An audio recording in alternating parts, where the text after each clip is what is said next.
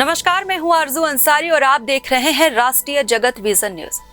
भाजपा विधायक Ishwar Sahu social media पर viral हुई एक पोस्ट को लेकर विवादों में आ गए हैं। फेसबुक पर उनके नाम से एक पोस्ट सामने आया जिसमें सुप्रीम कोर्ट के लिए आपत्तिजनक भाषा का इस्तेमाल किया गया था। इस पोस्ट में सुप्रीम कोर्ट को कोठा कहे जाने पर राजनीतिक बवाल खड़ा हो गया है।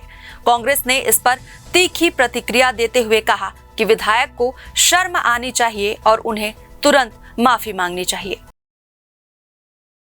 पोस्ट वायरल होने के बाद ईश्वर साहू ने सफाई देते हुए कहा कि यह पोस्ट उन्होंने नहीं की है।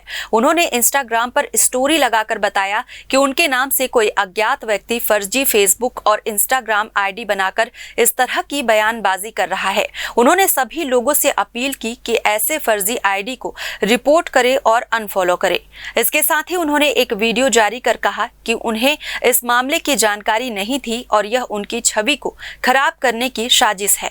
उन्होंने आरोप लगाया कि इसके पीछे विरोधी पार्टी का हाथ हो सकता है। उन्होंने बताया कि इस संबंध में उन्होंने एसपी को पत्र सौंपा है और एफआईआर दर्ज कराई है।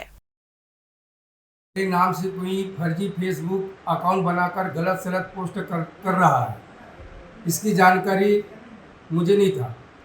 मेरे छवि को धूमिल करने के लिए यह सब षड्यंत्र कर रहा है। इसमें विरोधी का हाथ हो सकता है, विरोधी पार्टी का हाथ हो सकता है। इस मामले में मैं बेमेतरा के एसपी को मैं इस जानकारी दे दिया हूँ और इसके लिए मैं एफआईआर दर्ज करा रहा हूँ। ये मेरे को एन कैन प्रकैन किसी भी तरह मेरे प्रतिष्ठा को धूमिल करने जा रहा है, मेरे लोकप्रियता को धूमिल करने जा रहा है।